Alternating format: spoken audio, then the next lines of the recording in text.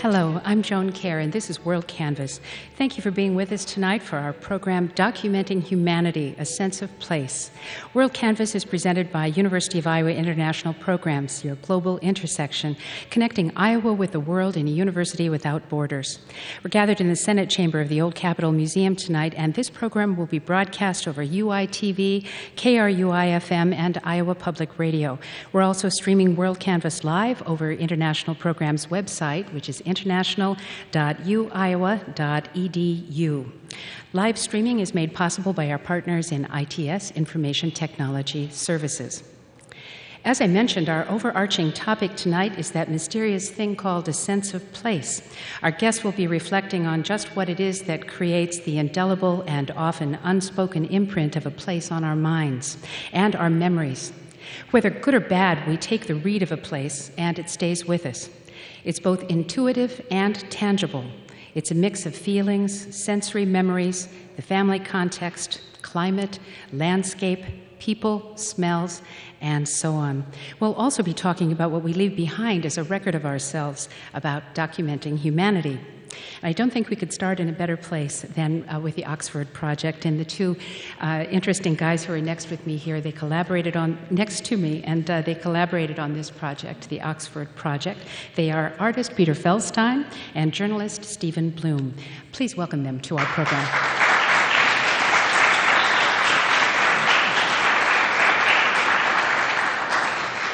Well, we have met before on a program similar to this to talk about the Oxford Project, and it is just as fresh for me today as it was that first time I heard about this really compelling, interesting project, the book that has resulted from it, the travel this project has taken all around this country and also overseas. So I think we need to go back to the beginning and start with you, Peter, and ask you how the Oxford Project began more than 20 years ago. Excuse me. Well, I taught photography for many years, and a couple of the people that I talked about had a big influence on me. One was a conceptual artist named Douglas Hubler, and his major overarching project was to photograph everyone in the world. And you could see it was a conceptual idea, a conceptual project, but the idea, of course, was that it could possibly be done, even though it really couldn't. And that's the one. And then the other was a guy named Dis Farmer, a photographer from Heber Springs, Arkansas, who photographed people in his town. And they're just from the 1915 to into the mid-50s. And they're just wonderful, warm, generous, amazing photographs. And they're just very straightforward, no pretension. And so I just had this idea, it popped into my head. It was the summer, and I had this idea and did it kind of on a lark that I could photograph everybody in Oxford. Oxford had about 676 people, and I did it that summer. I photographed about almost that many. And then I had an exhibit at the American Legion Hall in Oxford, and then put them away until Steve came to my studio one day, and we were talking, and he said, "What are those over there?" And I told him about what I had done, and he said, "You should do that again." And we went back and forth. I said no. He said yes. I said no. He said yes. And finally, I started just taking some quick photographs. And I realized right away that, and I printed them side by side, small prints, and I realized how amazing they were, not even because of my photographs, just because what happens to a person over a 22-year period. And I showed them to Steve, and Steve said, "Wow, this is great." And thus began the Oxford Project for Peter and me. But Peter changed it around a little bit, and Peter suggested that I begin recording the stories that people have. And so I actually vowed that I would only do it if he did that. And so we went from door to door. Oftentimes people came to Peter's studio in Oxford, and I don't use a tape recorder. I just took my notes, and we did about 100 people. And our first question to everyone was, after showing the before picture and the after picture, was, what's changed? It's a great opening line because some people would take it literally and they would say, oh gosh, I've lost all my hair. Other people would take it more metaphorically and they would say, oh, so much has changed. I'm a different person now. I was skittish and nervous as a teenager and now I feel secure. So it became a project not just photographing people, but really anchoring these people in a place of Oxford, Iowa. And our thought always was that, in a certain sense, we wanted this project to live and to survive and to flourish, so that perhaps in 1,000 years and 2,000 years, when we're all dead many generations ago, someone would be able to look at these photographs and this text and say, that's what it was like to live in the middle of this country that used to be called the United States of America, or still is called the United States of America. It's not the story of the mayor, it's not the story of the president, it's not the story of the power brokers. It's the story of just the butcher, the baker, the bartender, just anyone, everyone. And so that was what we hoped to accomplish. And in many ways, I think in a small way, we've done that. And shortly after we began, we realized that in a funny way, it was about a very small locale, a small town in the Midwest. But the stories also had a universal appeal, I think, because they're everybody's stories. Mm-hmm. That really has struck us because of the responses that we've been getting from people all over the country and the world. And for those who don't know where Oxford is, we should place it on a map. Close to Iowa City, it's the home you've lived in for 30-some years. 16 miles west toward Amana on Highway 6. Yeah. So you didn't grow up in Iowa, but you've lived in the town of Oxford for many, many years while you were teaching here at the University of Iowa. And so these people were your neighbors, the people you photographed. Yeah. You, on the other hand, Stephen, were not a neighbor in the same town as the people of Oxford. Yeah, that's right. And Peter and I created a really perfect marriage between us in that Peter vetted me. People trusted me, I think, because they trusted Peter. And by proxy, they shared with me their stories. And we were, I think Peter also, we were both very struck by how honest, forthright people were in talking about issues that were central to their lives, issues that weren't just about jubilation, that weren't just about celebration, but issues like alcoholism, issues of heartache and hardship. Life's disappointments. Yeah. So this is not a Hallmark card. This is really what you see is what you get, and people were very forthright. And I think it was because, Joan, that Peter was there and they trusted Peter, and then this other guy sort of parachutes in from the big University of Iowa, 16 miles away, and says, tell us your stories. And they were ready to tell us their stories. A gratifying aspect of the project was that after we finished about a third to maybe a half, we would ask additional people to participate, and they would say, we were wondering when you were going to get to us. Yeah. We've got a lot of things to tell you. So that was nice. Word circulated very fast of what these two guys were doing, and the response was very positive. Yeah. Would this be a good opportunity for me to walk over to Can I just say one thing? Yeah.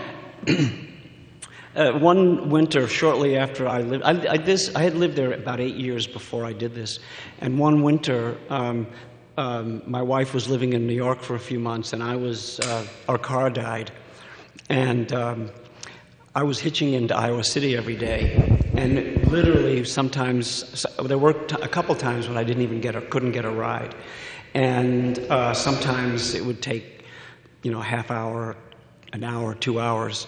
After I did the project, everybody knew me, And some even thought that I did the project in order to be able to get, and then I would just have to stand there and I wouldn't even have to put my thumb out and they'd give me a ride. So I was accepted into this community. We're going to take just a second here to read one of the little interview segments placed in between the two photos. The first photo, the one on your left, taken 20-some years ago. The second one, 3 or 4 years ago, I guess. So a 20-year span in the life of this woman, and Stephen asked me to just read what the text says. This is Kathy Tandy. She says, I make donuts at the depot. I'm up to 11 dozen a day. Chocolate cake, Long Johns, cream-filled Bismarcks, cinnamon rolls, raspberry-filled croissants, apple turnovers, donut holes, and crullers. I also cook lunch. Today I grilled 26 ribeyes. Meatloaf or chicken fried steak is the most popular. We serve it with party potatoes. They're mashed potatoes mixed with cream cheese, sour cream, and butter.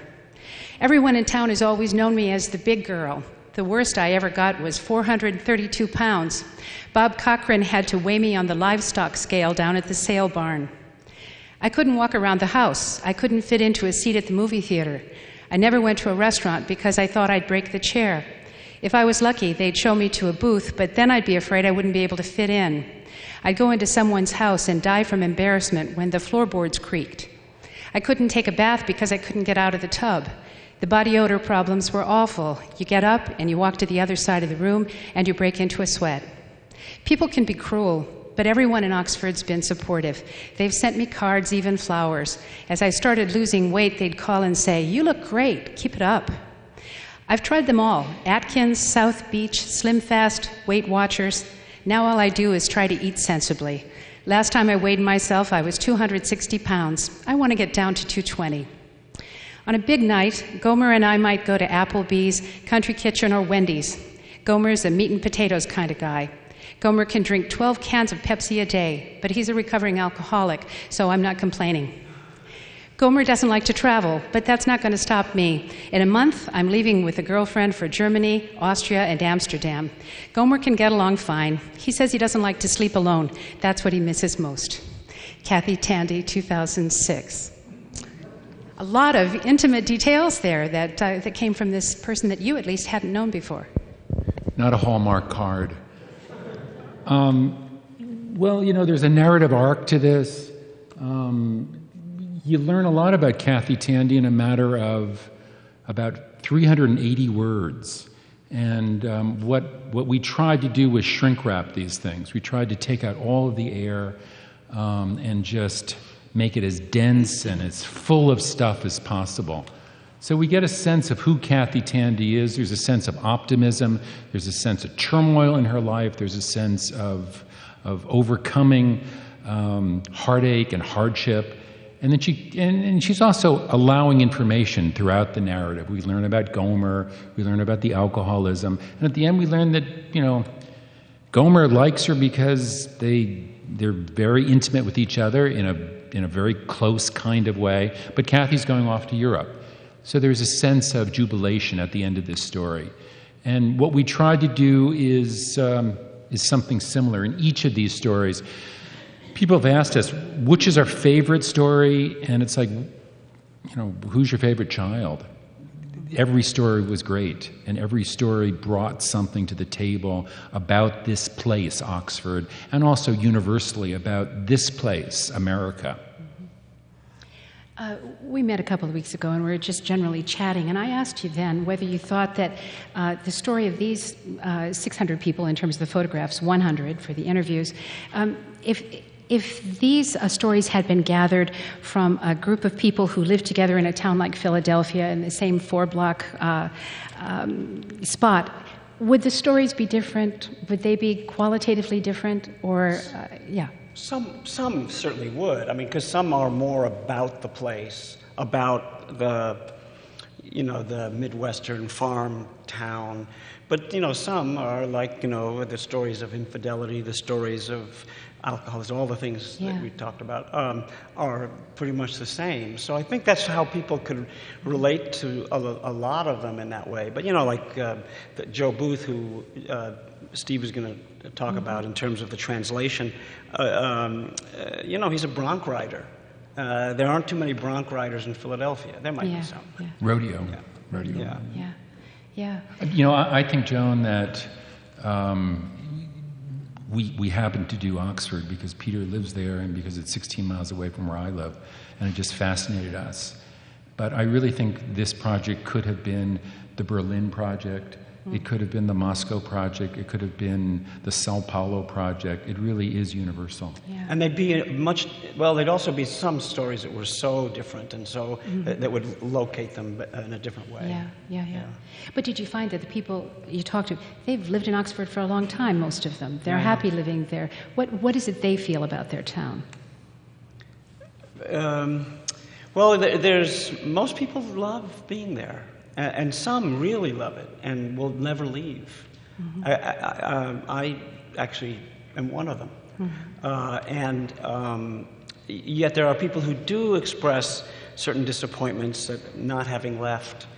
But the few of those are actually pretty happy people. Yeah. So they're content being there. Mm-hmm. Do you want to share with us some of the stories about the travel of the Oxford Project overseas, because this project has not only toured the United States and been part of the Smithsonian touring exhibit, but it has also gone to Italy. And Stephen and Peter worked with Cinzia Bloom of the Italian department here at the University of Iowa to translate some of these interviews, and apparently there were some sort of translation challenges. Joan's absolutely right.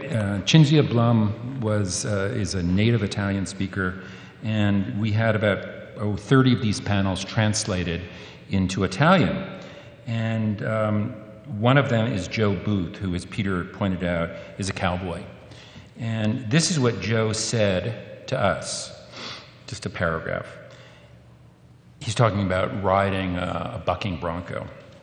If you're worried about getting hurt, then you better stay home. If it was easy, then girls and young children would do it. It's like a chicken riding a windmill. You just let her go and hang on for dear life. Well, I don't know about you out there, but I had never heard of the expression, a chicken riding a windmill. Cinzia, the Italian translator, had never heard of that either. And so Cinzia said, I don't want people thinking that I'm a bad translator, but what does this mean? And I had to confess, no idea. And so Cinzia just, went for it word for word for word. One of the nice things about what happened with this book is that people talk in their own vernacular. And, everyone spoke English quite well, but there is dialect, and there is just a rhythm that was almost poetic that we tried to capture in this book. And that, to many people, meant an awful lot. So you now have an expression. It's like a chicken riding a windmill. I don't really know what it means, but it can be anything you want it to mean. Stephen, earlier in the week, wrote a piece that was published in the Press Citizen on the sense of place. And I hope many of you had a chance to read it. I thought it was very, very interesting. And your finishing line, I think, tell us what you said at the very end. I think I have it here, but you said that you live in Iowa, but you'll never be Iowans. Yeah, Iowa is our home, but I'll never be an Iowan. Yeah. Oh, home is a very special place, and neither Peter nor I is a native Iowan. I don't think if I live here for 40 years I can call myself an Iowan. In Oxford, one thing that distinguishes Oxford is there are a lot of 2- and 3-generation families that still live there. One of the families we interviewed, the Coxes. Yeah, the Coxes. Oh. I think they have five kids. Five kids, and 4 of the kids live within a block of their parents' place. These are not children; these are grown adults. And the 5th one lives 16 miles away on the other side of Oxford in Williamsburg. And so she's moved away. And she's moved far away compared to her siblings. Sense of place is really an important issue of how you identify yourself, how you want to identify yourself, how you propel an image of yourself. And I think by and large to me, being an Iowan has to do with family.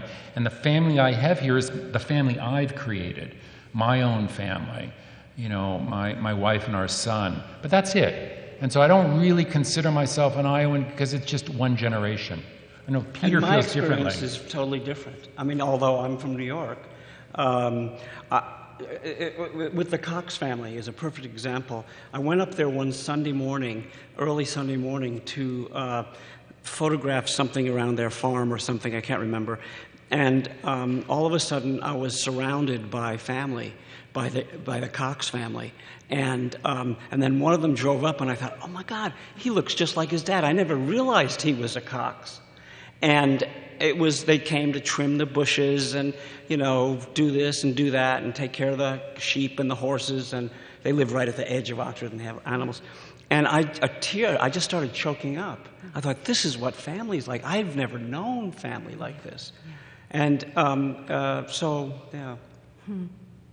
Well, if people have the opportunity to pick up this book, the series of photographs, just, fantastic. And also then the interview moments. But I know that one of the things you guys said the other day was that not only was it a very democratic process, everybody had a chance to say what they wanted to say and to be photographed, but also there's wisdom in the words that might seem deceptively simple.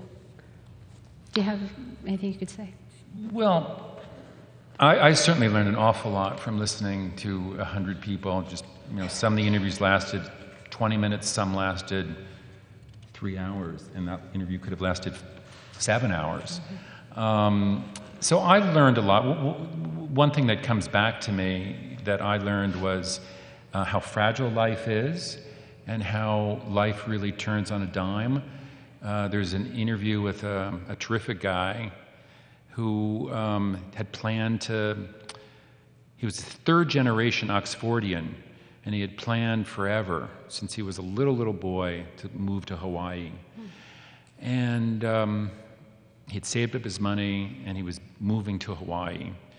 And he stopped off at Slim's, a bar in Tiffin, one afternoon, and he happened to meet Robin.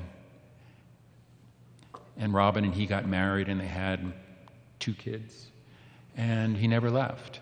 And in a sense, he became a real-life George Bailey from It's a Wonderful Life. And is Tim Hennis sad that he never got to Hawaii? I don't think so. I think his life is full and complete and redolent with joy. But there is that sense of poignancy that I carried with me after interviewing all these people. Just that life does turn on a dime. And life is made up of very special moments, and oftentimes we don't know how significant those moments are until perhaps years later. Yeah. For example, if he didn't stop at Slim's, who knows where he'd be right now. Right. And if you didn't live in Oxford, we wouldn't have this great project. That's right. So thank you for that, Peter. Peter Feldstein and Stephen Bloom, I'm so glad you could be with us tonight. Please thank our guests. Thank you, Joan. Thank you.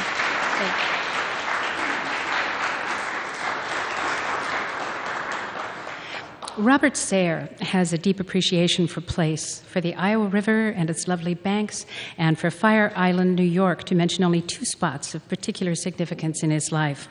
Sayre taught at the University of Iowa from 1965 to 1998, and he's shared his discoveries about Iowa in 2 very special travel books, Take This Exit, Rediscovering the Iowa Landscape, and Take the Next Exit, New Views of the Iowa Landscape. I had hoped that Bob Sayre could be here with us in person tonight, but in fact, he's away in Fire Island enjoying the end of summer. Before he left, he was kind enough to record some thoughts about just what makes up the sense of place that we carry with us. Here is Bob Sayre. A sense of place is by definition subjective and personal, depending on the bond that someone has with a particular place and time. Thoreau had a sense of the beauty and purity of Walden Pond.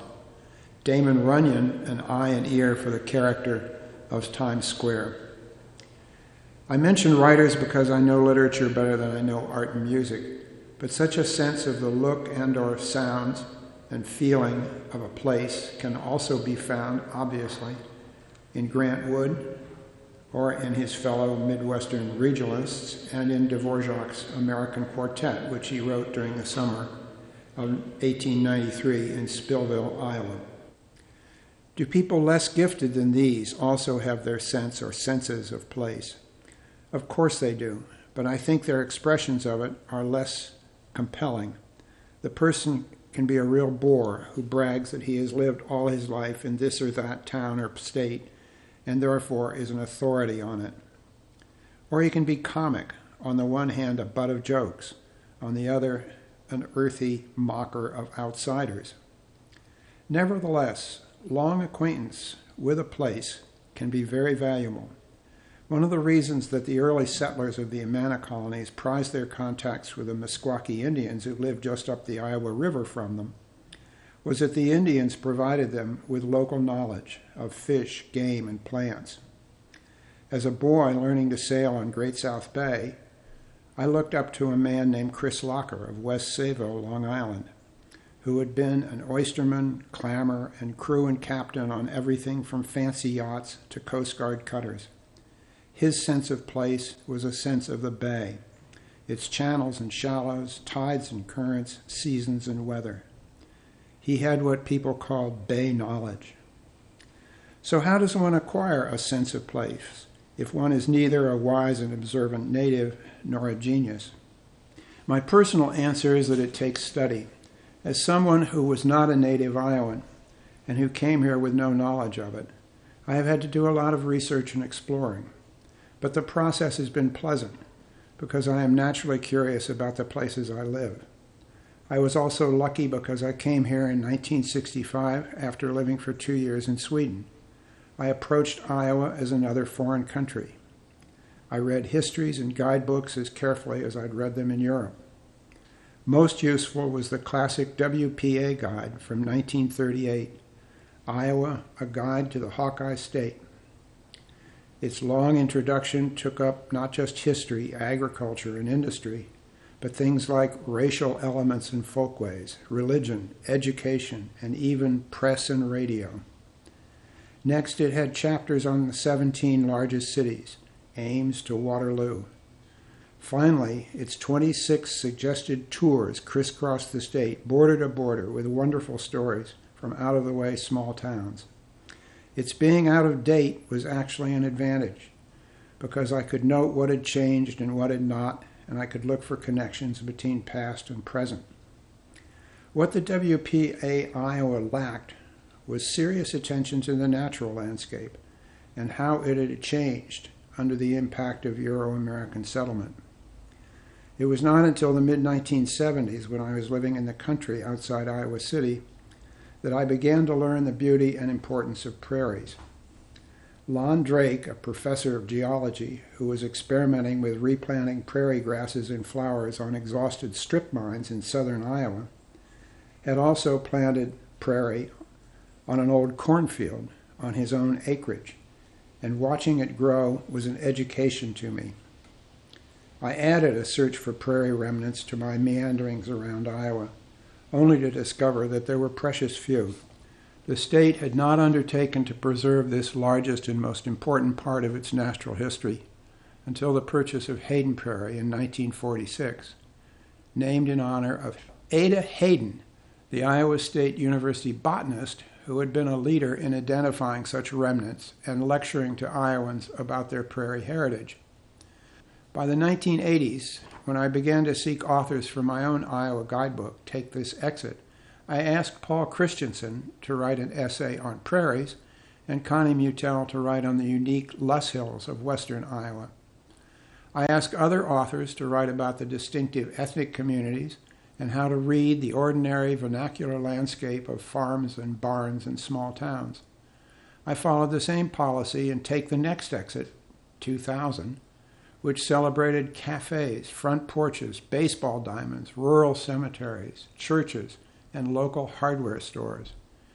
It, too, gave more attention to wildlife and to the native landscape. My own essay on Iowa's lost lakes was an education in the state's massive drainage of lakes and wetlands, a contributing factor to our recent floods. Today, our concern for places and attempts to define and possess a sense of place are strongly influenced by the environmental movement, historic preservation movements, and a fear that many of us have become rootless and alienated.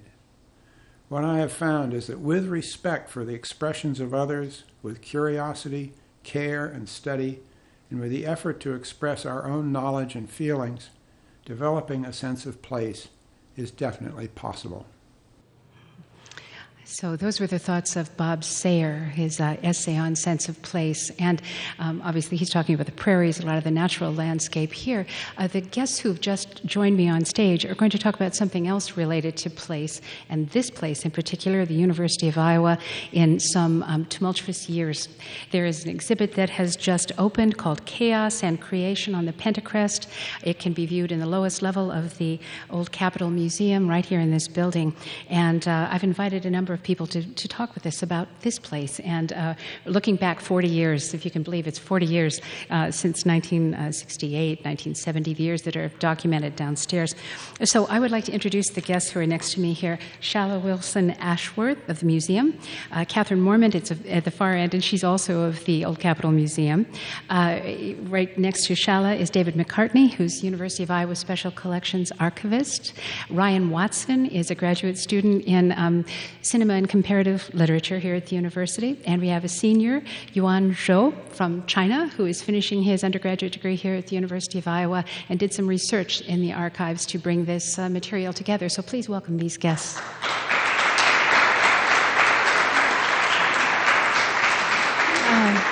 I would like to turn first to Shala, just next to me, for an overview of this exhibit. What are you trying to do with the exhibit? And tell us how you began to pull it all together. Well, Joan, the exhibit downstairs is titled Chaos and Creation on the Pentacrest. And we're focusing on a time frame between 1965 and 1975, when this country and the world in general was focused on an enormous amount of change, not just due to the Vietnam War, but to civil rights, humanity rights, women's rights, all sorts of cultural changes that were taking place. And in turn, they affected the University of Iowa, which was a very open and liberal community. And the students were very active in wanting to embrace these changes. And so we've taken that 10-year time frame and recreated it through a timeline with photographs, with national, international, and university events. Yeah, and I've just had a chance to briefly walk through it, but it's quite wonderful. You have a dorm room recreated, peace signs on the backs of jackets, and then graffiti, murals, and whatnot. Can you describe some of the elements? We did recreate a 1968-ish dorm room here at the University of Iowa. We tried to be authentic as we could possibly be, and so far I've had good response out of that.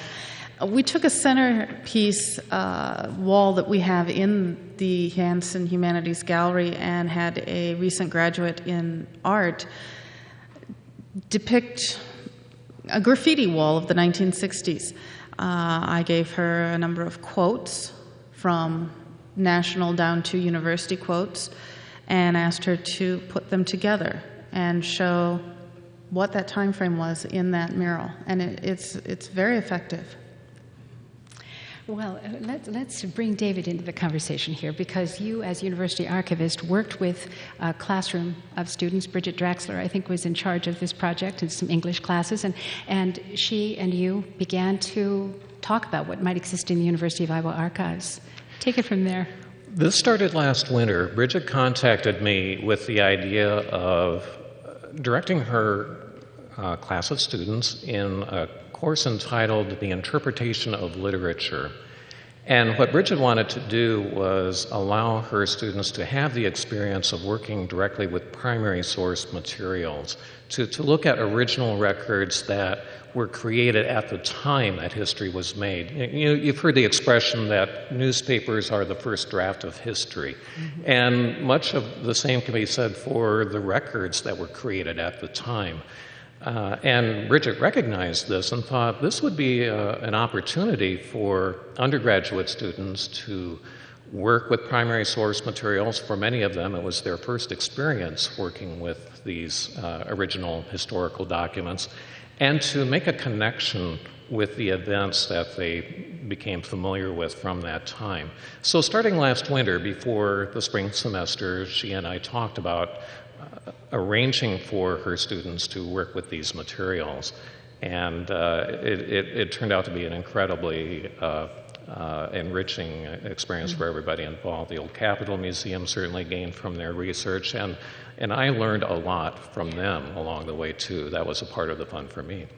And I know you've brought some materials that you'll share with us from the archives, but let me just bring Joan into this as well, because you were one of the students in that class going to the university archives and looking for quotes, looking for materials that would express the sense of the times. And I wonder if you would share with us how this all hit you. First of all, I would like to thank you for my instructor, Bridget Drexler, giving me this chance to conduct this research, as well as the support from Iowa librarian, archivist. Also, I'm very fortunate to have a personal interview with former president of the University of Iowa, Professor Boyd, on March 10th. One thing strikes me about the whole project thing is when doing the research, I find most journalists, their reporting, their articles about the movement was very violent, such as the administration, they didn't protect its students. But when I was having an interview with Professor Boyd, he said this movement was very peaceful, actually. It's not violent at all. There's no one really get hurt. So there's a contrasting perspective in the whole movement. And then I got to think, why do they portray the way totally different? I think there's a purpose in their writing, as well as in their, what we call, their sense of purpose to influence other, audience ideology about what this is about. So, in another way, it's very hard to judge exactly if it was a right movement or it's not a right movement. Mm-hmm. The most important thing, however, I believe is why do they make the choice as they do? For journalists, let's take it this way. Because I'm a student of history department and I'm also writing my honor thesis on the Vietnam War right now, when historians describe an event, they would say this event is something like violent, but the point is, what's the definition of violent? For different people, they have different definitions of violent. The journalists maybe think the students are very violent because they have a strong sense of anti-war sentiments. It's a spiritual thing, but for Professor Boyd, he thinks no one gets really hurt. That's his definition of violent. Then, the most interesting, therefore, is why do people actually want to destroy the university public, safety and everything buildings? I think there's a reason there, and Professor Boyd decided to not close the University of Iowa. It's still open to public, and the students still go to the school. I think that decision reflects a very strong American spirit, which is democratic spirit. It's rooted in culture. It's not actually, in rhetoric or learned behavior. That's very important. But also, it strikes me because foreign policy in dilemma in this country. I'm from China originally, and the political system over there is communist ideology. citizens doesn't really have a role influence the government. Most important foreign policy decision was made by government members. But in this country, I think a citizen plays a very important role in influence government decision-making process. Make a hypothetical question is, if Johnson or Nixon administration, they didn't think about the citizens' role, they would continue their intervention in South Vietnam. And what's the result would be that there'll be probably, some historian would say there'll be a war between US and China. It probably also involves nuclear weapon, but there's no what if in real life or in history. So I think it's very important for the student protest movement that actually stops the government from continuing the war. Mm-hmm. Thank you. That was Joan Zhou. And we'll come back to more of your thoughts later on. David, do you want to add anything to this just now or show us some of the documents you brought? Well, Joan, along with the other students in Bridget's class, wrote their own impressions at the end of the course. And they summarized them in the form of notes that were very telling in terms of their own conclusions, what they brought with them from the class. You mentioned that there were nuggets of historical facts that these students found. A part of their assignment was to identify quotations to use in the exhibit, to find moments that were particularly noteworthy in any event or cause, not only the anti-war movement, but other contexts. Mm-hmm. And I brought along a couple of examples. One is sample petition. This is one of about 200 individually signed petitions that we have on deposit at the university archives.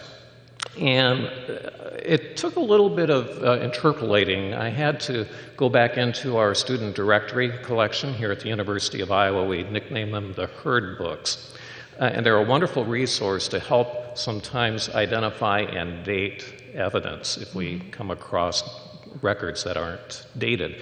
These petitions were not dated, but I was able to get at least a fix on the time. It was in the fall of 1967, because the signatories on these petitions all shared names in the Herd Books as I went through and noticed that there was this overlap period, that one time when all of these people were together here at the University of Iowa. And so I found that common thread and found later that this was indeed October 1967. These were petitions that were signed by students in protest not only of the war in Southeast Asia, but the university's response to student demonstrations up to that point. And there was one particular aspect of this that stood out as I looked at these petitions, and you can probably tell by taking a look at the very bottom where the signature appears. I came to the conclusion that this is probably one of very few collections in the university archives that qualify for DNA analysis, because these petitions are signed in blood. And it posed an interesting preservation issue for our preservation lab in the library, because we needed to ensure that they were properly housed. But that's how strongly people felt about that issue. Yeah. And it was one example. There were a number of other interesting finds that students came across in Bridget's class. I might read a couple of quotes, if I may. One is, there are several that came from one collection that a student had found in records of the Center for Draft Information and Counseling. Now, the Center for Draft Information and Counseling was organized here at the University of Iowa in the fall of 1970. In fact, it was established 40 years ago this month, September of 1970. And there were a number of references made not only to strategies that young men could take in order to avoid the draft, but also to provide information about the military. The center did take steps to present both sides in the military option. And so a couple of quotations that came up along that line came from the military, and it's a quotation housed in the Center records from the Department of Defense in promoting the Army as an option while you were in school. You will develop qualities many other college men will miss: self-discipline, physical stamina, responsibility, and bearing, qualities essential for success in a civilian or military career. Mm-hmm. On the other hand, there are records within that same collection which speak to a project that was initiated by the Center called the Prison Visitation Service. This was a program in which draft resistors would visit those in prison for resisting the draft. And here is a quotation from September 1st, 1971. And it's a recollection or observation made at the time, now it would be a recollection, of one participant in that program. And here's the quotation. "The great doors close with a dang of finality that sends terror to my heart. Each time my friends go back to their cells, and I go back out to freedom." And that left a very strong impression, obviously, on the student who researched that, that particular collection. I can imagine. Well, let's go now to Ryan and to Kathrine. And Kathrine, I know you direct a lot of the educational activities here at the museum, and there are a number of panels throughout the year as this exhibit is on view. There's a film series and so on. I wonder if you and Ryan could tell us a little bit about that. Yeah, sure. Well, I was...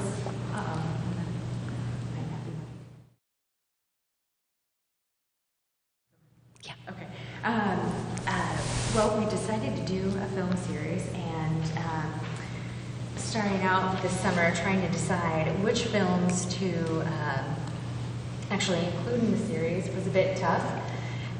So I, fortunately, through a student that works here, met Brian Watson, who's studying film right now, is a PhD candidate, and he's given me tons of guidance on the films to choose, but it was pretty tough having to choose from quite a few films, but I watched a lot of them, and with a lot of, I needed a lot of tissues with a lot of them as well, just because they're very heart-wrenching, learning about that time. Mm-hmm. And so our first one, we wanted to go with kind of a melange of the time, the war, how it affected America, politics, the war in Vietnam. We even have Slaughterhouse-Five, and I can list them too. Slaughterhouse-Five, so Iowa City Connection, Kurt Vonnegut, the political temperature with a special movie called A Grin Without a Cat, actually Chris Marker's film. Music and the younger generation, and kind of to get a good image of that whole time.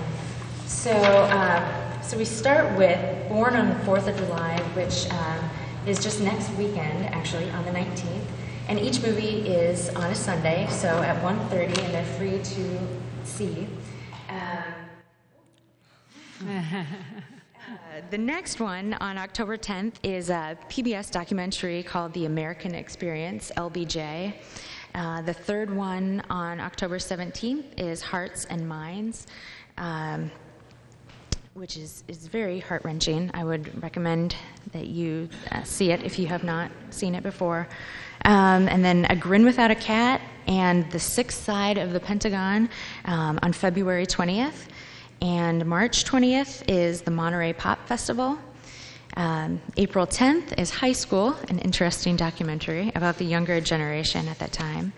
And May 1st, to wrap it all up, is another PBS documentary called The 60s, The Years That Shaped a Generation. Mm-hmm. So I think we have quite a mix. Yeah. Well, Ryan, as you were selecting the films, you know, what was your sensibility? What were you trying to show by choosing these various films? I mean, this is this is an area I've done quite a bit of work in this period, both in fiction and nonfiction, but especially in the nonfiction or documentary films. And one of the interesting things I think about the 60s, the Vietnam period, and the very rapid cultural and social and political and economic changes going on in this period was that Hollywood and fiction films never quite caught up. Mm-hmm. And they didn't catch up in the sense that the only film that took place that had any fiction film relationship to Vietnam was Green Berets, which is a John Wayne film. And you've all seen John Wayne films, I'm sure. It basically took a World War II John Wayne film and then set it in Vietnam. And it had very little to do with what was actually going on or what the sentiment was like in the country.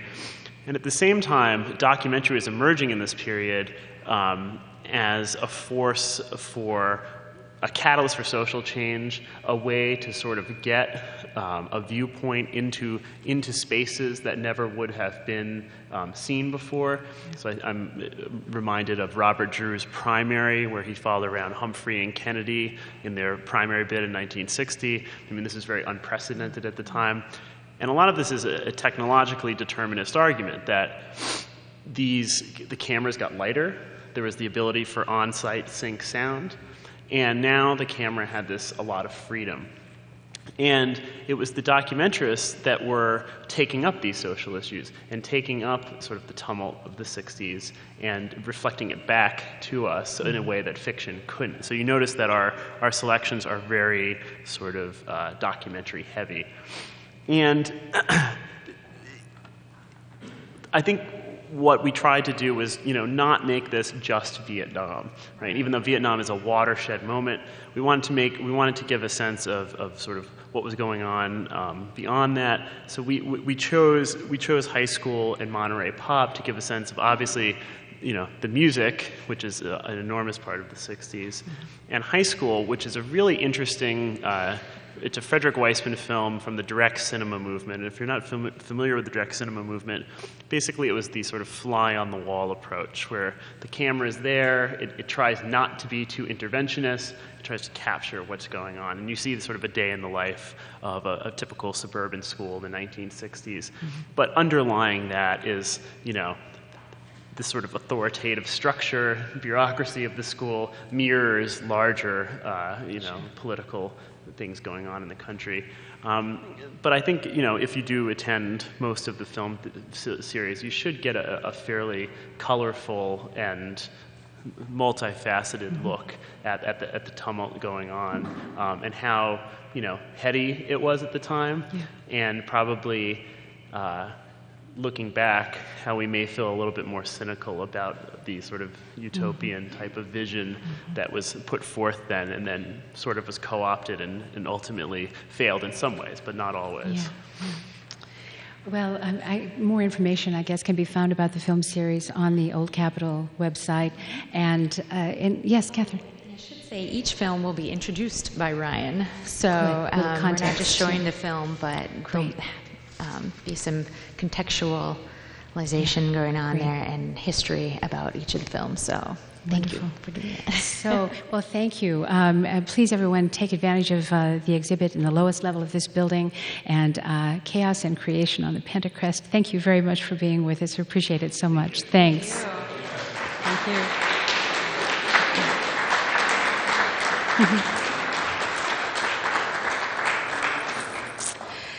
Well, this is WorldCanvass from International Programs at the University of Iowa. I'm Joan Kjaer. Hope you can plan to attend future WorldCanvass programs. Information about dates and topics can be found online at international.uiowa.edu.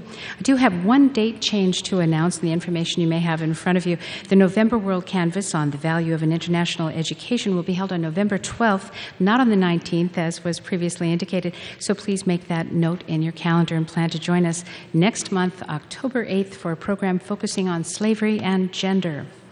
And now I would like to introduce the three guests who are sitting next to me. They are visiting Iowa City, living in Iowa City for a 10-week residency this fall with the International Writing Program.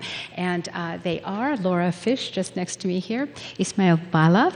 And I'm going to ask you to say your full name, Ian, because I don't know if you say Kasoko or Kasokot. It's Ian Rosales Kasokot. Cascot. Okay, so these three writers have come here for the IWP and have graciously come with us tonight to talk about sense of place, how they use place when they pursue their writing. And, of course, they're going through one of those change of place experiences right now, coming from their own countries, the Philippines, Nigeria, England, and living here among all of us in Iowa. So perhaps I'll turn first to you, Laura, and ask you, well, initial impressions of Iowa. Is it what you expected? I'm finding it a really friendly city and a very beautiful city, actually. It's more beautiful than I'd expected. And the weather is glorious. So I think it's a wonderful place, actually. Yeah. Well, let's talk a little bit about you. You have published 2 novels and have received many accolades for these novels. I know you're going to do a little bit of reading with us, but you also have spent many years working in radio and television for the BBC and others. Did writing begin as something of an avocation for you, and then you really focused on the writing, or was it always part of your life? I've always written a lot, but it wasn't until about 15 years ago that I actually thought about being a writer. When I worked in TV and when I worked in the radio, I did write. I wrote documentary proposals, and I wrote pieces for radio as well, but that's a very different kind of writing. My first novel was actually going to be an academic book about a journey that I did across Australia. And when I sent sections of it to my publisher, he wrote back to me and said, was I aware that some sections of it were in rhyming verse? And he said, you can't have an academic book in rhyming verse, but you could make it into a novel. So, yes. Maybe we'll just go down the line and get initial impressions from both of you. Ismail, what is your feeling about this place? Well, first of all, I must say that I'm so happy to be here. I find Iowa so idyllic, even picturesque, coming from Africa, where there's a lot of chaos, where, as my friend would like to say, if you close your eyes, you're going to see people in front of you. So it's like a change, a beautiful change from what I was used to back home to here, where it's orderly. It's a really beautiful town. I can't believe there could be a city like Iowa where there are so many literary activities. Almost every day there is something which is literary. So that's really what is interesting about Iowa for me. And you're a poet. Have you been writing any poetry since you arrived? Yeah, actually, I thought when I arrived in the U.S. About 2 weeks ago, I was reading on the plane about the poet Joseph Brodsky. Joseph Brodsky said when he arrived in the U.S. In the 1970s, he received a letter from another poet telling him that if he could not write here, if he finds a place so stifling to his writing, he shouldn't worry about that. There is something about writing in a new place. When you find yourself in a place where you're not used to, you often find out that you can't write. But here I am. I have written quite a lot since I've arrived. So, in a way, really, Iowa is inspiring. Glad to hear it. And so, Ian, you are from the Philippines. And yes. And you tell us about all of your work. You've put together anthologies of young writers. Tell us what you do. Tell us about your work. My work. I'm basically a short story writer. Also, I've written a novel and planning to write my second novel. Well, the planning stages are underway here in Iowa City. Yeah. So what's the change? The plan has changed in Iowa City, you said? Not exactly, but I think I need Iowa City to be able to write that particular novel because it's about my hometown. And I need a distance to be able to be more objective about it and to be able to write, to render it properly. I can't write about it if I'm in the middle of so much familiarity.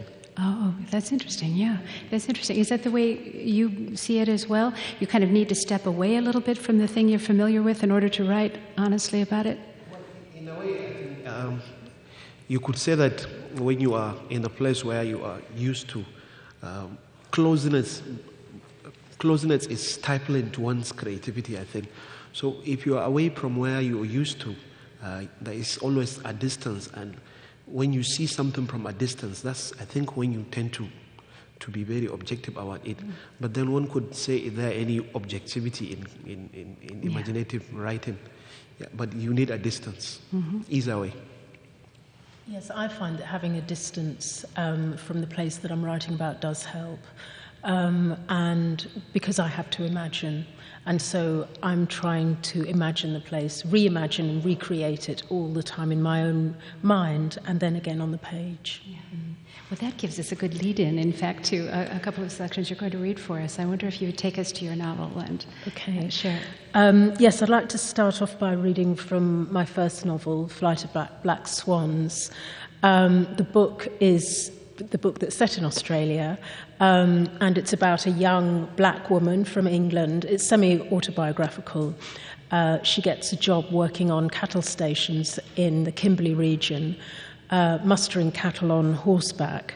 And the book is really concerned with the part Aboriginal children who were taken from their natural families at birth, which was the government policy in northwestern Australia up until about the mid-1960s. And one of the things that I felt very strongly about was this kind of paradoxical situation in that the Aboriginal people that I was working with had a very strong relationship with the land, and their sense of place was extremely important to them. But most of them had lost their land, and the people that I was working with, some of the people I was working with, had bought back their own traditional tribal land, and the way that they were paying off the loan to buy the land back was by running cattle on the land, but the cattle were destroying the land. So there was this terrible irony there. The section that I'd like to read is from the beginning of the book. And what I tried to do was to actually use the place and the land to describe the characters. And the main character in this section is an Aboriginal elder, and Susan is driving him across his land. They're following the song lines, and as they drive, he is singing the land back into creation. Slinging his rifle on the cushioned seat behind, he sang from an old man's heart. A plaintive drone, strange and stirring, swallowed in the mountain's belly. Although the land had been taken from him, he belonged to it forever. Gnarled fingers like the boab's branches, plum cheeks singed ashen, furrowed brow rugged, scabrous, tousled hair thinned, feathery as wind-brush wisps of silky oilgrass. His virtue, a stubborn humility, laurelled with pride, spiky as spinifex. His perennial soul was singing back creation. The elder took her to the top of a hill from which they could see his country spread before them. Blues, reds, greens, magnificent and still in heat. Told her how, in his youth, young men wrestled with crocodile. Passing trucks overflowed with brown arms waving, white teeth smiling, trailing dust clouds, copper in the airstream. A frill-necked lizard confronted the vehicle. There were no bush turkey. The white world she had known, a dissembled apogee, spinning, infringing, striving for identity. Can't blame them, they got none yet, remarked Paddy. It was pitch dark when the Land Cruiser lost momentum and the engine ceased disturbing the night. They had run out of fuel.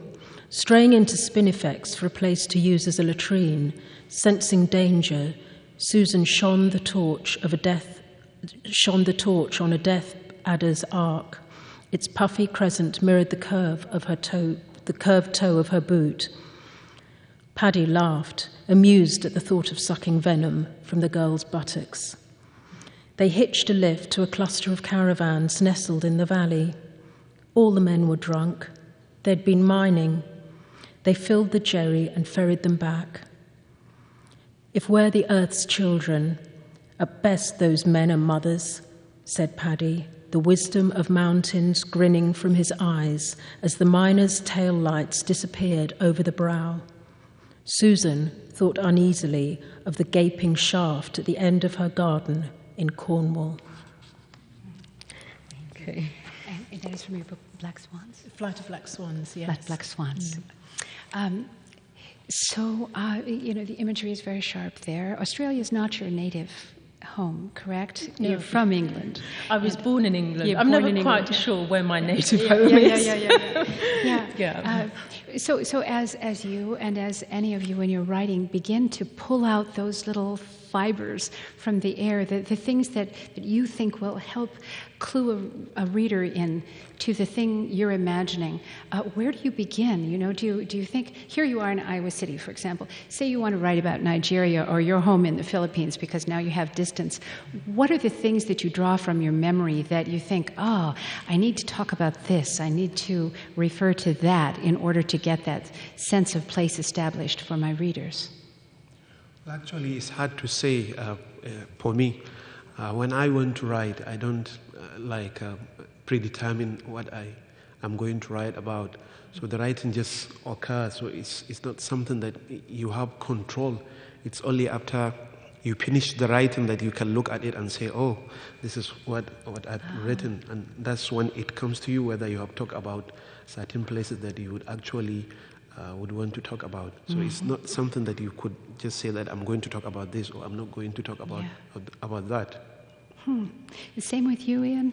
Well, in my case, in my novel Sugarland, it's basically about 5 friends and how they come to deal with some secret in their past. But at the same time, actually, when I started writing that particular novel about 2 years ago, I really wanted to write a novel about my city. And I knew that I was going to write about my city. So in my first chapter, I really tried to...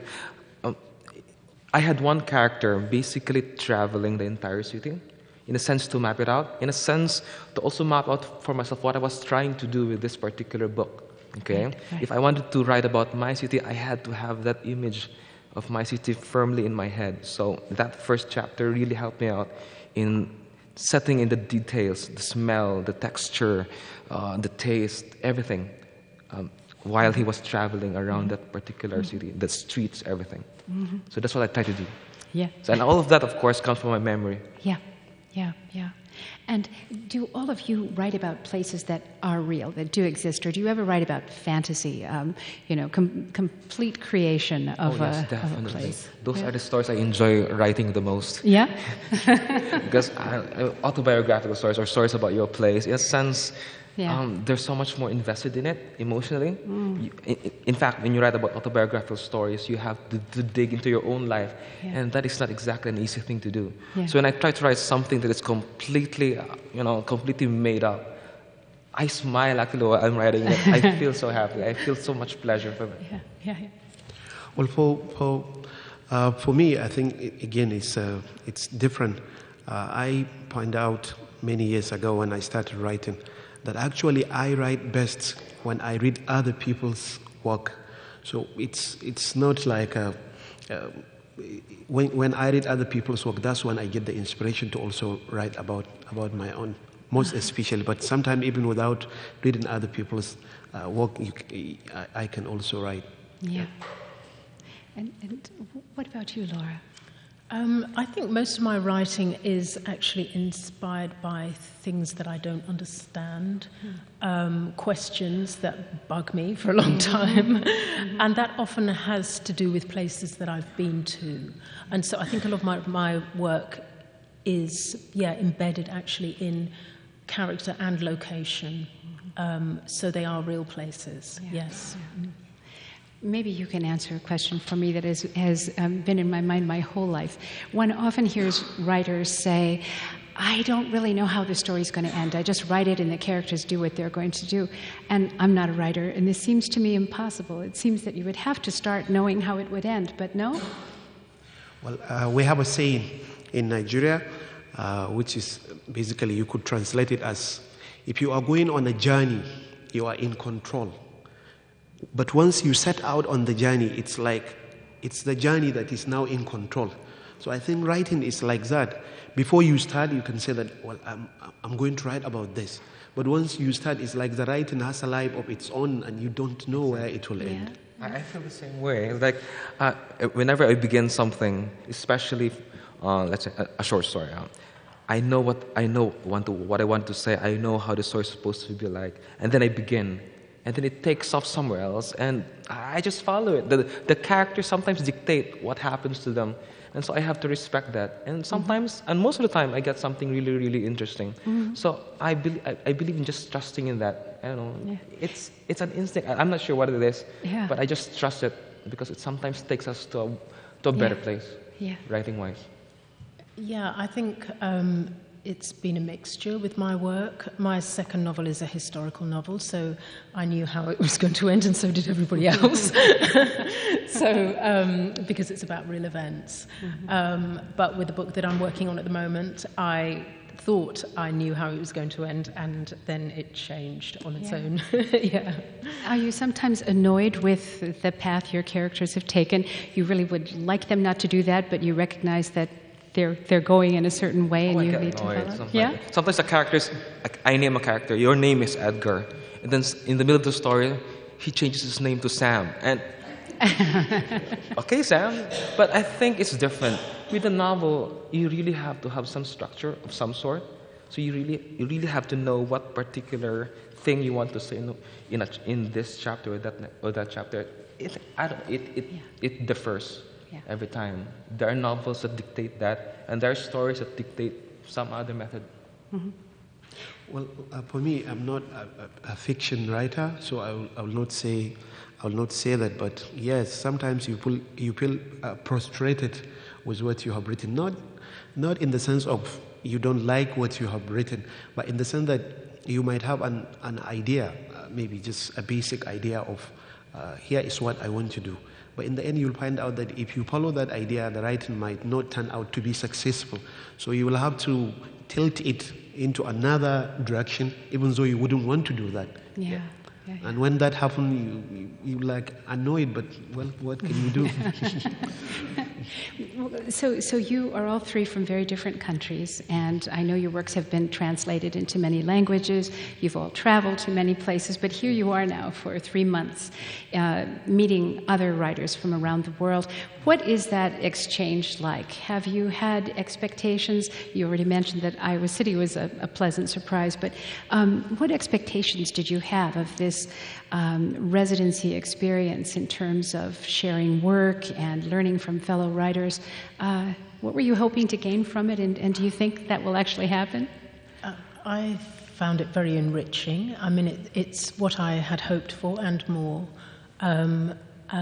To be able, writing is very isolating. It's something that one does totally on one's own for hours and hours and hours, and days and months and years. And so to be with a whole group of other writers is really a wonderful experience. To see the similarities between all of us, I found to be really kind of self-affirming as well. And to be able to listen to such an incredibly broad range of writing and different perspectives is just really, just a really magical thing, I think, that I'll hold on to for the rest of my life. Really incredible. Well, that's really interesting question. Well, I think writers, to be in the midst of writers is probably one of the most boring thing. I like it being in the midst of all these writers from different cultures, from different countries, with different style. But it's more interesting for me here in Iowa when I mingle with other people who are not writers. Probably with my fellow writers back in the hotel or at Shambo House or at any gathering.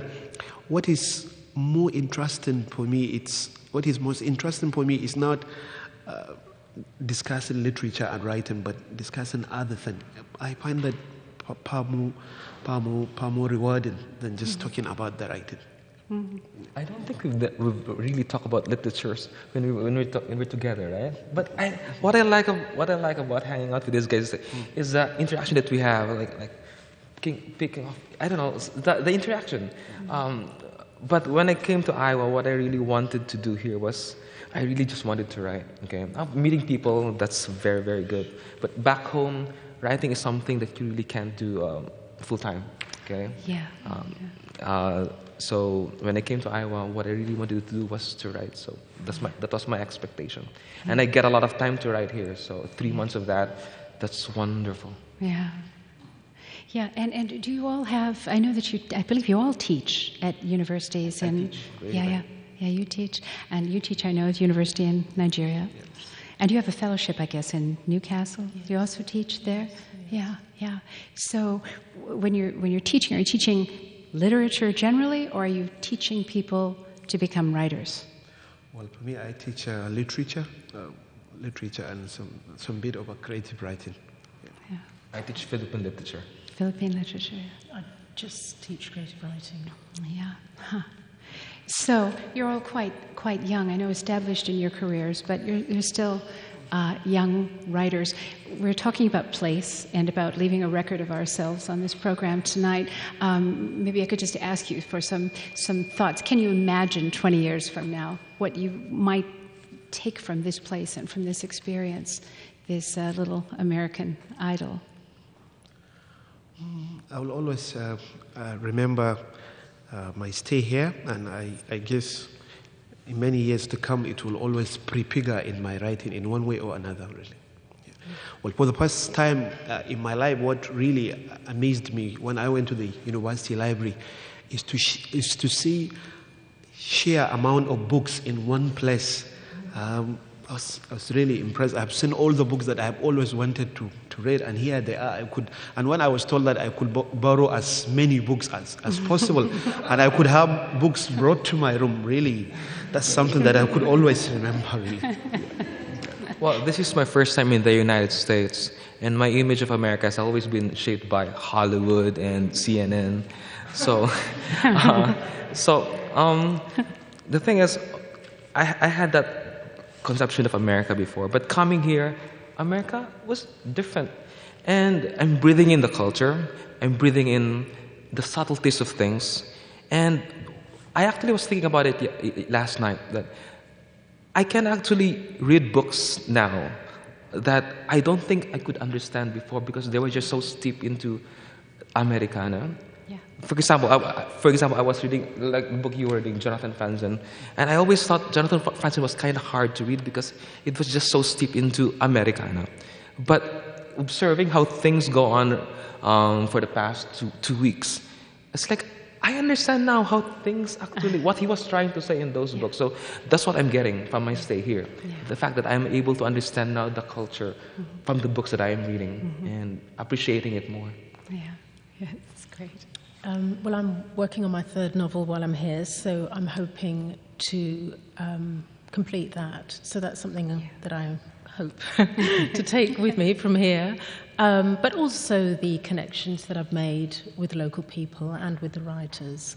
I think that some of those will be lasting, and that's a really precious thing. Yeah. Well, thank you all so much. What a pleasure to have a chance to talk with you. Ian Kasuko from Philippines, Ismail Bala from Nigeria, and Laura Fish from England. Please say thank you to our guests. Thank you. Thanks.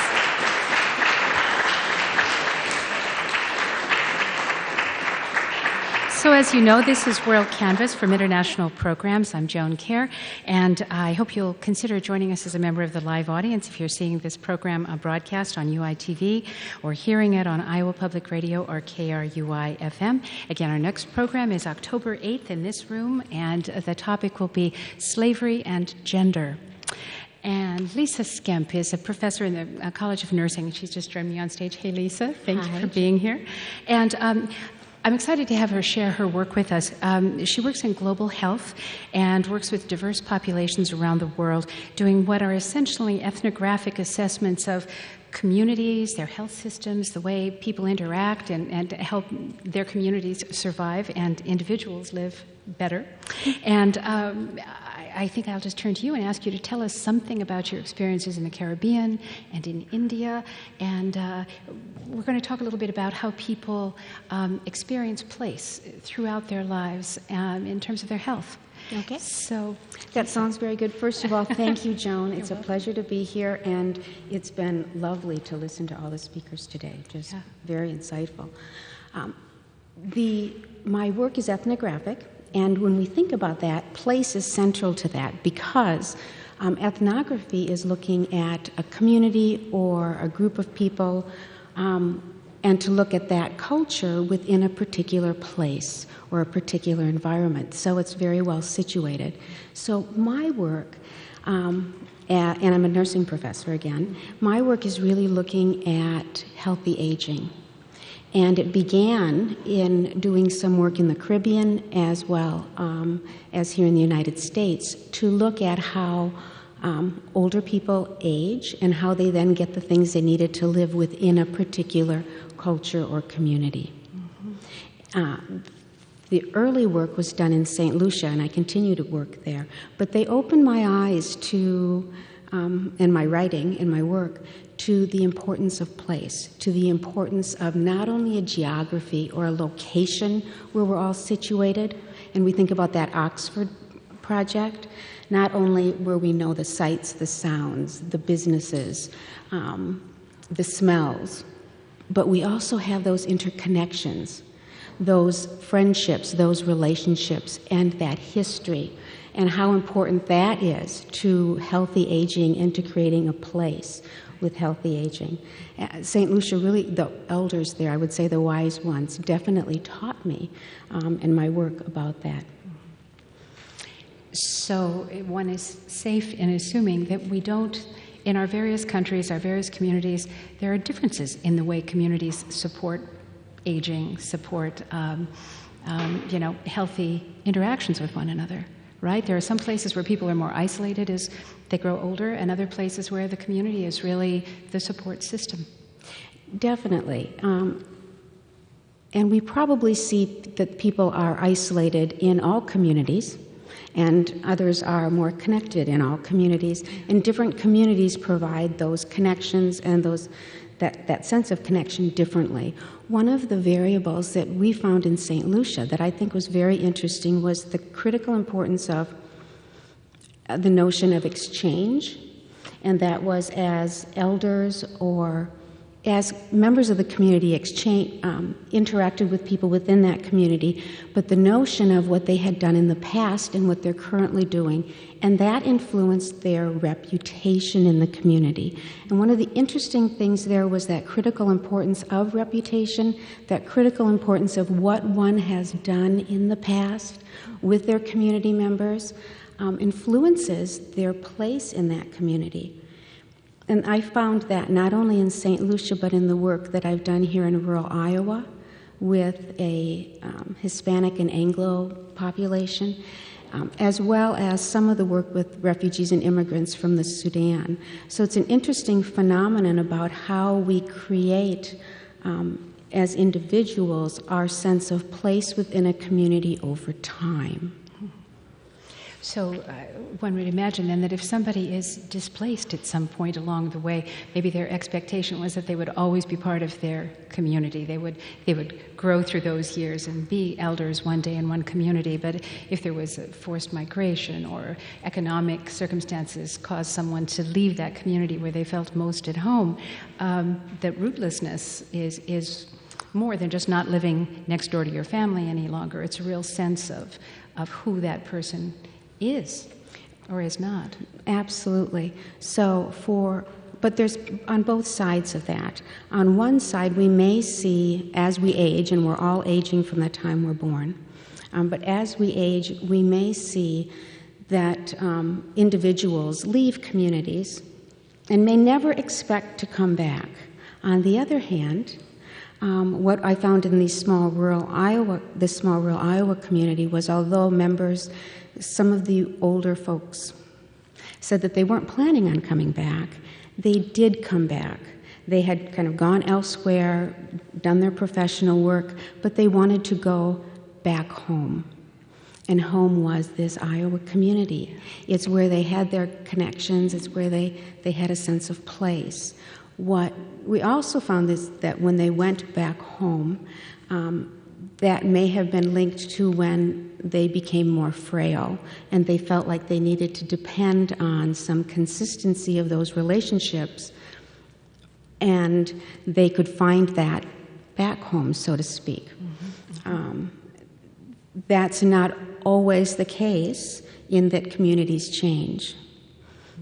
And then there's the other side of that I think you were alluding to with the immigrant and refugee communities, in particular those communities that have been forced to migrate or are refugees that have had to leave, such as with the Sudan, and didn't want to leave that sense of place but had to come somewhere else. So how they then, as a community, start developing a sense of place here so that they can age in a healthy way.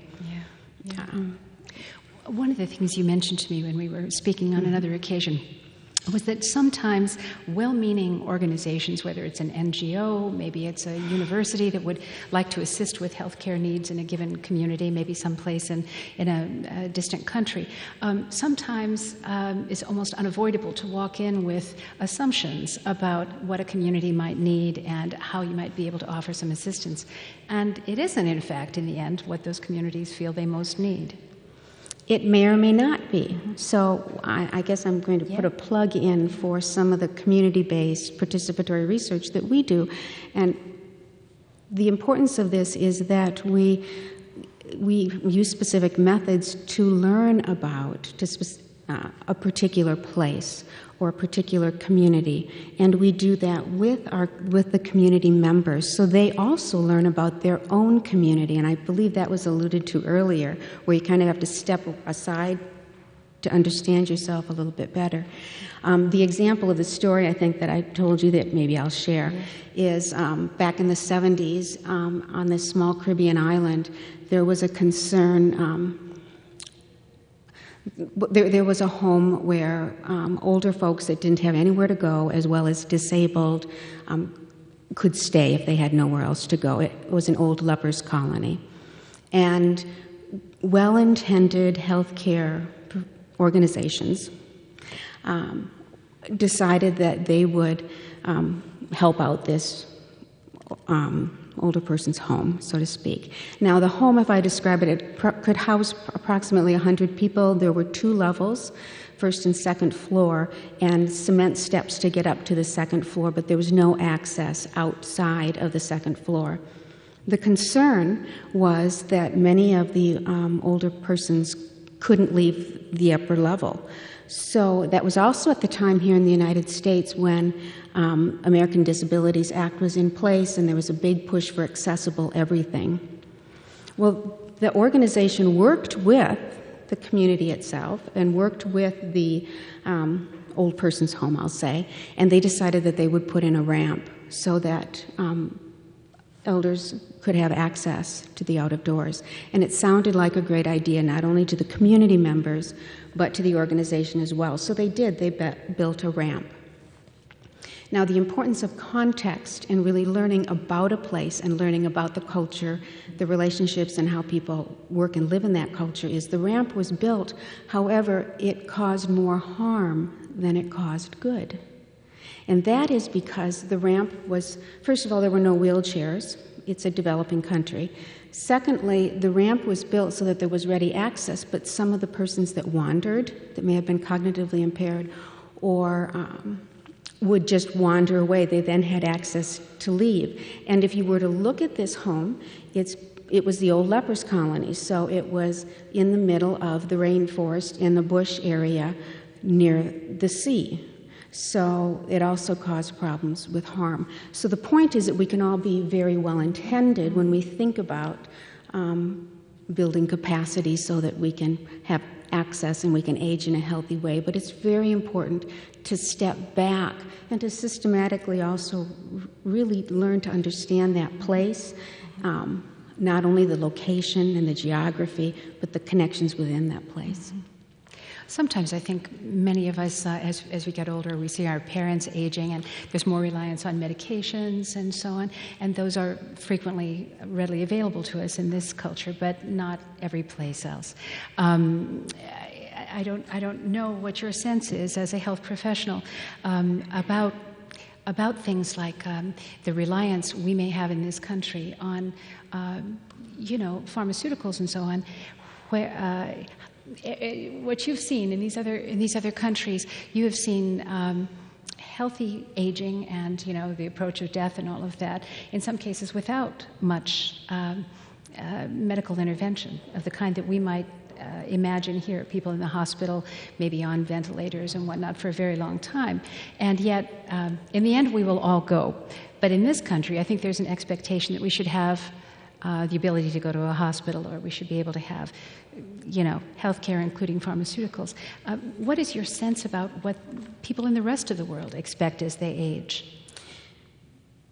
Well, I can't speak to the rest of the world, but I could speak to a couple of places.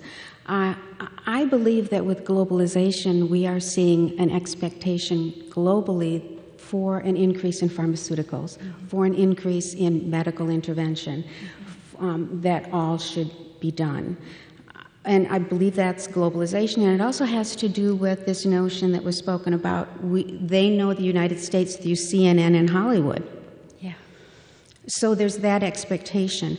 However, the pharmaceuticals may not be very appropriate, and the medical interventions may not be very appropriate. So again, it's important to step back and look at the appropriateness of that. And in some of the work that I do, I feel very honored to not only work with the wise people, many of the older people, but many of the alternative healers as well, who look at other methods, other alternative methods to promote health, to promote healing, to and then the notion of dying or moving to that next phase is framed in a different way as well. It's more of a, well, for example, in the small village that I was in, it's more of a community affair when someone dies, and it's more of a celebration, although people are very sad. But it's another way to view dying, and different cultures view it differently. The nice thing with globalization is that we have this wonderful opportunity to learn from one another, and also with NIH, the National Institutes on Health, the push to look at alternative therapies as well. Yeah. Well, I know that you work with international organizations, and I wonder if you could just give us an idea what you think the greatest challenges are just now for improving the health and living circumstances of populations around the world. What are the biggest challenges we face? I'll speak to a big challenge that we face in terms of healthy aging, and that is the huge demographic shift. We are seeing, with the demographic shift, with a much larger population of older persons and a smaller number of those younger persons that are able to provide some of that support. Now, this demographic shift is because of all the great things we've done in this last century, because of immunizations, because of healthcare and such. But with this demographic shift, I believe that's one of the greatest challenges. And so what we're looking at is, with aging and an increased proportion of people that are older, sometimes there's associated chronic health care needs and issues. So the question is, how do we promote care for persons that are older that have some of these health care needs, yet maintain a system in which they continue to participate in society, we continue to acknowledge their wisdom, we foster dignity, independence, and self-determination and care. So that's some of the, in terms of aging, some of the greatest needs right now. Do you think that you've mentioned numerous times the sort of respect for the wise person, the elder, the person who's got something to share with the community late in life, and I think that there are times when Americans sometimes feel that we've lost that respect for the people who may now be retired. They aren't part of the active workforce any longer, and unless they're family members, I think some people wonder whether or not we properly respect and try to learn from people who've had long lives. Do you see that in America? Or do you think that, that's not the case? I believe it varies. I do know that there is a major push by the World Health Organization to really change the paradigm or to the framework for aging. And that is to foster participation of all people across the lifespan at all ages, regardless of their possible level of ability. So, for example, fostering the ability to age actively despite disabilities, despite possibly being homebound or whatever.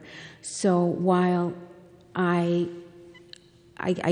think with industrialization and retirement, the notion of at a certain age you step aside and are no longer part of that society, that needs to shift.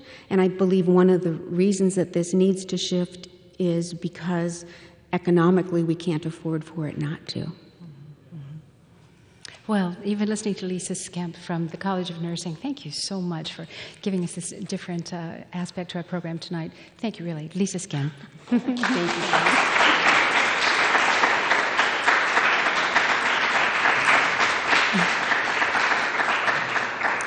And now we're going to welcome a sculptor, a professor here at the University of Iowa, a really wonderful person, Isabel Barbuzza.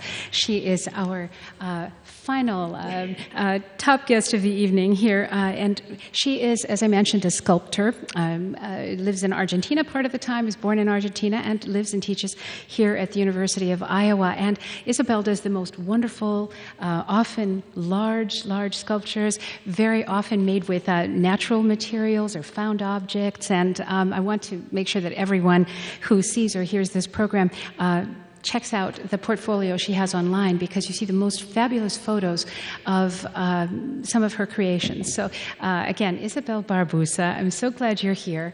And when I asked you whether you might be willing to come on and talk with us a little bit about how landscape and place affect your creative process, thankfully you said yes. So let me turn it to you. Okay.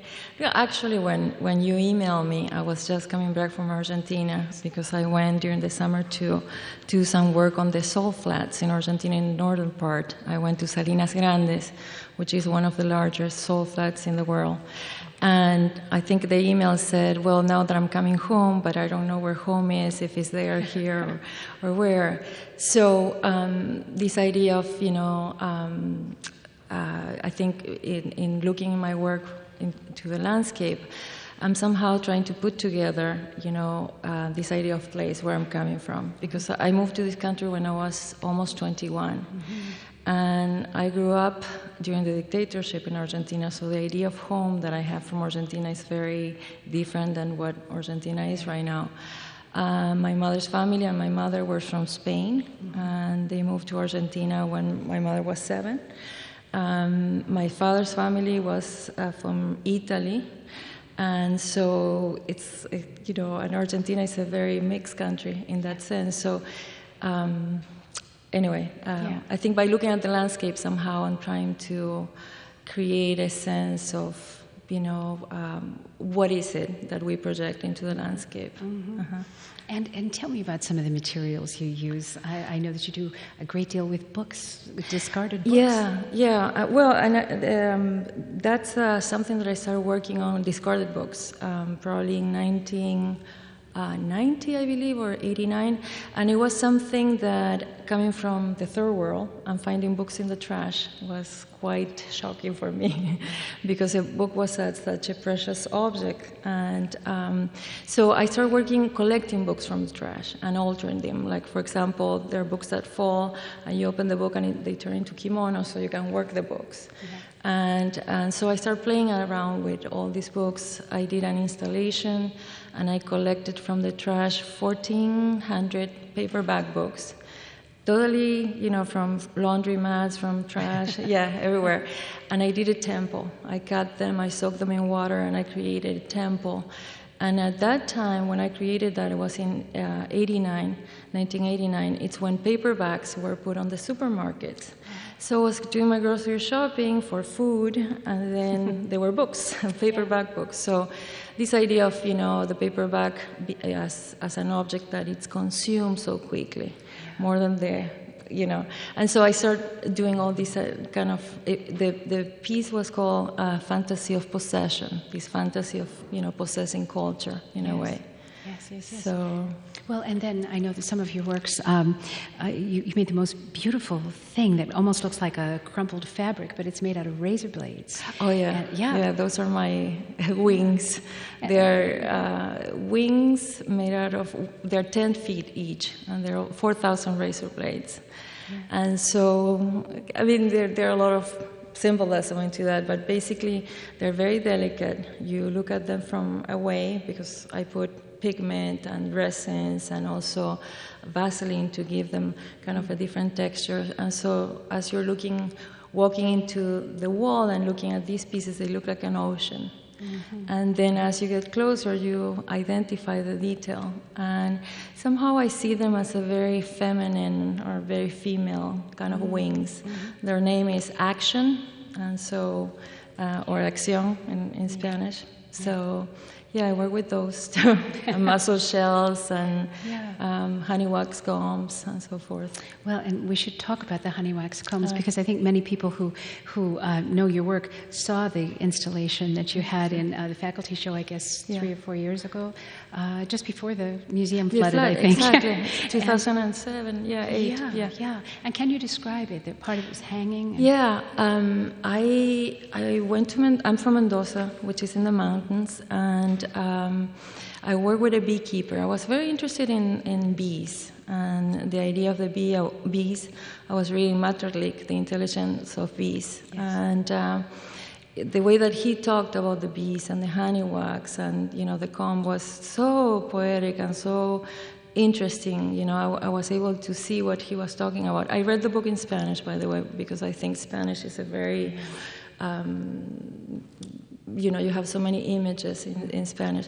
So I had a sabbatical. I have a career leave, as they're called now, and I decided to go to Mendoza and work with a beekeeper because there's a lot of honey in Mendoza. And I was very interested in honey, the bees, apiculture, and so forth. So I follow the beekeeper, and then it depends on where you put the beehive that you will have the flavor or the taste of honey. Like if you put it close to sunflowers, the honey will taste as sunflowers and so forth. And the way that they work in Argentina, or I think the third world, when they have honey wax combs, is they have movable frames, they're called, and where they put a stamp or imprinted wax with the hexagon so the bees can build the comb. It's a very fascinating process.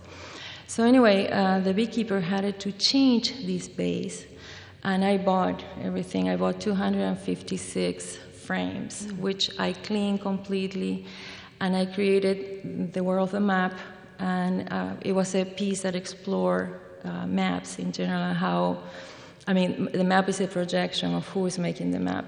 Yeah. So I was playing with that idea. But anyway, everything is hand-sewn into these frames.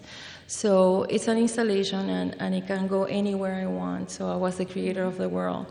It has an incredible aroma of honey. You walk through it, and you can smell the honey. And it was very important, the shadows that it projected, because I was talking about these projections of the map. And everything fits into Africa, because I did the piece in Argentina and I had to bring it here.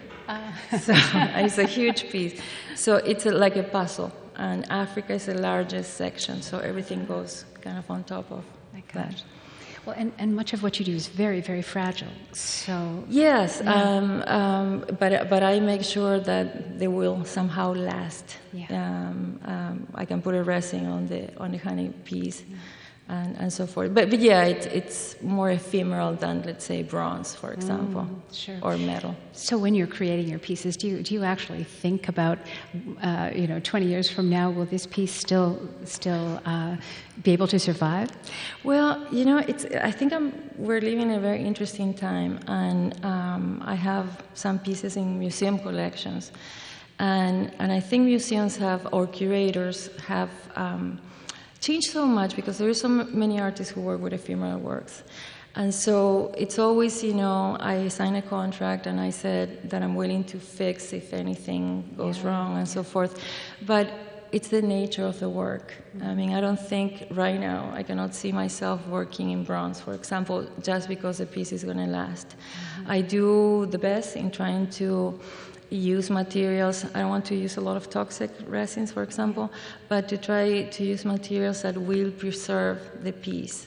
But I think it's very interesting when your work is part of a collection and how you negotiate, that basic idea with the museum, how they're going to protect it. And so I'm trying to be, in addition of creating the piece and using these kind of ephemeral materials, I'm very careful in explaining the museum how the material is about, and I'm giving the piece in a way that I believe is going to last. I don't know if 1,000 years, but maybe we're not here in 1,000 years. So it's a negotiation that goes with. A lot of my works and my book works use beeswax, and wax was used by the Egyptians. That was the first time that wax was used, and we can see work, or the frescoes in Pompeii. It's wax. That's the material that they use. So those pieces would last for a long time. Well, you mentioned the large temple that you made with books, and then the wax on the paper. But somehow it's very sort of philosophically interesting to me that you're using books, thoughts from many writers or encyclopedias or just whatever it is that you've gathered together, and in a way they sort of document the times we've lived through. And in your finished piece, sometimes they're just little cuttings of the books, and sometimes the books are all splayed all over. You can't really, I think, read the words, but there's something just texturally wonderful about seeing paper applied in this artistic way. I mean, why is it that books caught your attention for this work? I'm working right now with encyclopedias, the Encyclopedia Britannica, and I think everybody knows that we're going digital. Yeah. And so there is a big problem that you have the encyclopedia, and what do? I mean, if your kids have grown up and so forth, if you take them to the Goodwill store, they won't take them. I mean, they have to throw them away, so it creates a big issue, And so a lot of people find out that I work with encyclopedia, and they come and they say, do you want it? And I think what's interesting to me, it's the paper, and also the text, the object, the fact that the book has weight, And so I kind of emphasize that when I work with the book, because the object is disappearing. The time that we had to sit and read a book and turn the pages, everything now it's kind of on the screen. So the paper and the wax and the text is what I'm very interested on too. What were you doing in the Salt Flats? You said you had been in the Salt Flats. Well, yes, that's my new research. The landscape is unbelievable. There are thousands and thousands of kilometers, and there, everything is salt. And the green car, it's going to use lithium batteries, and so they're going to produce lithium, and so somehow the landscape is going to be destroyed a little bit. So I'm very interested in this idea that we're very green, but we are not very sustainable, really. So I'm exploring all that, and I'm planning on going to Bolivia maybe in December. So can you pull the parts of your own imagination related to art that are sort of the Argentine side and the part that might be from an American sensibility? Do you detect in yourself a blending of these two cultures? I'm from everywhere. I guess I'm suspended. As I said, I come from immigrants. I moved here. I left Argentina during a time where Argentina was not, it's very different than what it is right now. I think what I have in common with Argentina, because when I'm there, I'm not from there, and I'm here, I'm not from here, in a way. So it's kind of amusing in a way. But as a matter of fact, when I was going to the salt flats in Argentina, all of a sudden I was a tourist based on how I was being seen by the locals. So it's a very interesting shift. But obviously I bring all that into my work. I lived in this country more than what I lived in Argentina, so I consider myself from here too. But the way that I see myself is, very multicultural is not the word. I don't like that word, but I live in a floating world, if you might say something like that. Yeah. Well, I think that you said you have a piece that's just been installed at the University of Iowa Museum of Art. No, next semester maybe. Oh, next semester. Yes. May. Where we're talking. Yeah. Good. Yes. And that is drawn from art book covers. Well, I work with the libraries here at the University of Library, the art library. The librarians have been wonderful because when they get the new books, they pull out the covers and they have these amazing images. So they send the covers to us. So I've been collecting the covers, making collage, and also using the spine and creating libraries that they go around. So, they're flat on the walls, and so I organize the books by color. It's not by subject or anything. I like, pinks and then reds.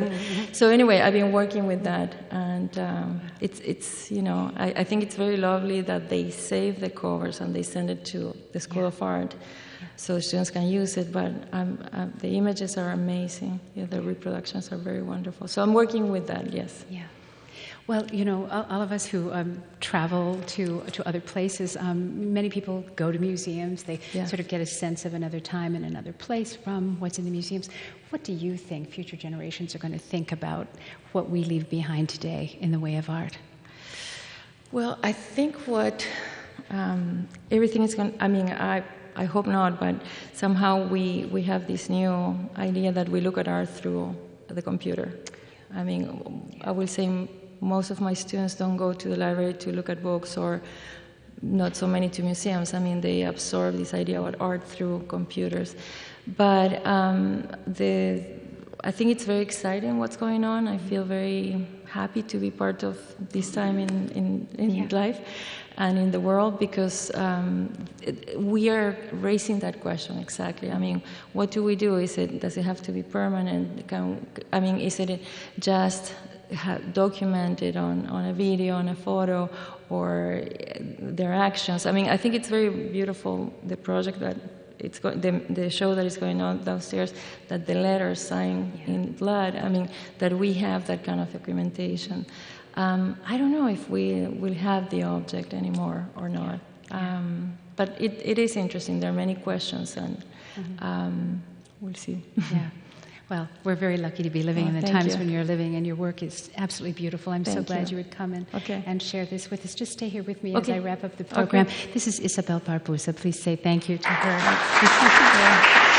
And this has been WorldCanvass from International Programs at the University of Iowa. And so I want to thank everybody here in the audience, also all of our guests tonight. I hope you can come see our next program on October 8th here in this room once again. I want to say thank you also to my colleagues, to Amy Green and Caitlin McBride and Connie Shea and Hetty Veckmans, Karen Walksmith, Chris Clough and Samantha Bell. Once again, the next program, October 8th. Please look for this program to be broadcast on UI-TV in the very near future and on Iowa Public Radio. Also KRUI. So thank you for coming, and we'll see you next time. Thanks.